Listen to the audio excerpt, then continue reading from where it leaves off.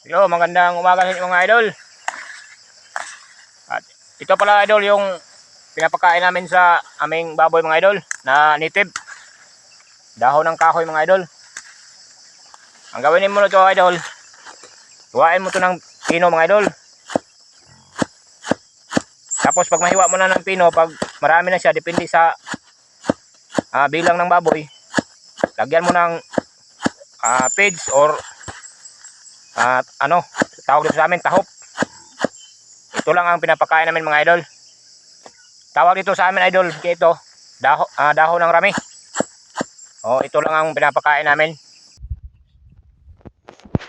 Ito siya mga idol.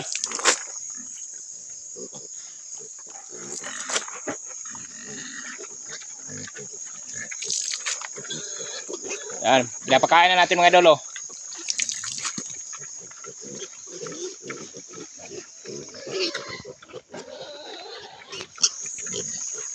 Yan ang pinapakain namin dito mga idol.